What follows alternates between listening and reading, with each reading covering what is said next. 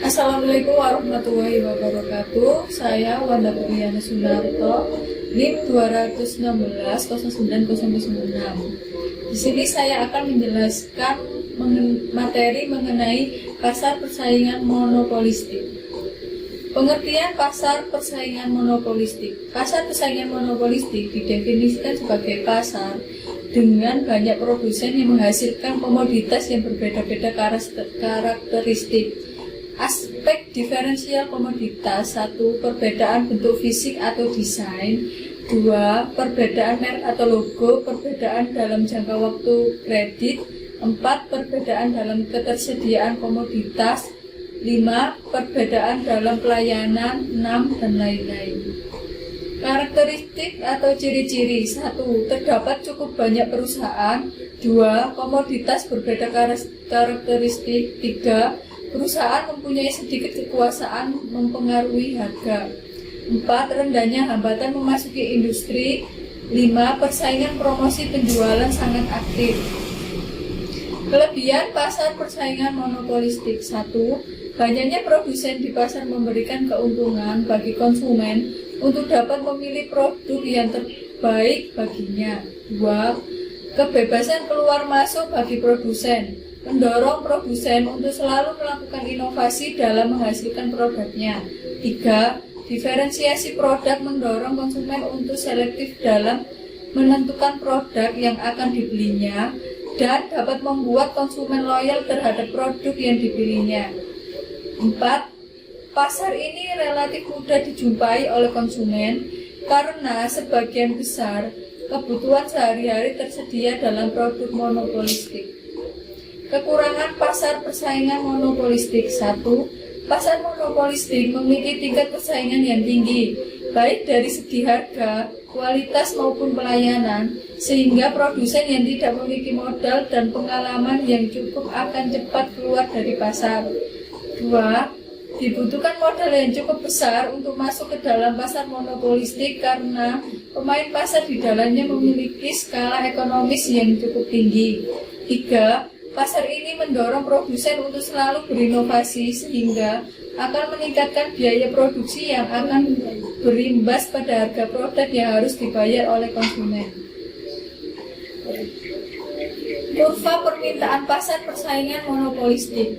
Kurva permintaan yang dihadapi oleh perusahaan dalam pasar persaingan monopolistik lebih elastis dari monopoli. Artinya, bila perusahaan menaikkan harga, maka jumlah komoditas yang dijual menjadi sangat berkurang. Dan bila perusahaan menurunkan harga, maka jumlah komoditas yang dijual menjadi sangat bertambah. Hal-hal yang terjadi pada pasar monopolistik: 1. Efisiensi dan diferensiasi produk. 2. Perkembangan teknologi dan inovasi. 3. Persaingan bukan harga. 4. Promosi penjualan melalui iklan. 5. Distribusi pendapatan. Efisiensi dan diferensiasi produk. Variasi komoditas di pasar persaingan monopolistik menimbulkan keuntungan baik bagi produsen maupun konsumen.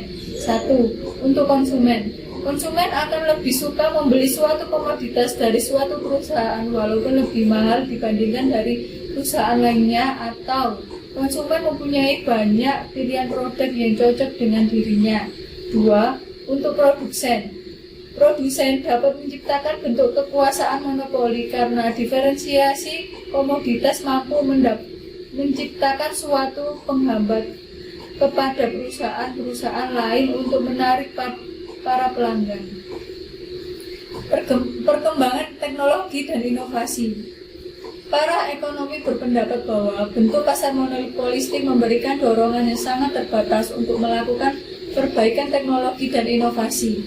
Karena dalam jangka panjang perusahaan hanya memperoleh keuntungan normal. Keuntungan yang melebihi normal dalam jangka pendek dapat mendorong pada kegiatan pengembangan teknologi, tetapi dorongan tersebut lemah. Persaingan bukan harga. Persaingan bukan harga merujuk kepada upaya-upaya selain perubahan harga yang dilakukan oleh perusahaan untuk menarik lebih banyak pembeli. Cara persaingan bukan harga: 1. Diferensiasi produk atau menciptakan komoditas sejenis tetapi berbeda karakteristiknya dengan produk perusahaan-perusahaan lain.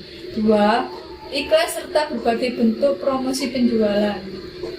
Promosi penjualan melalui iklan. Tujuan promosi melalui iklan.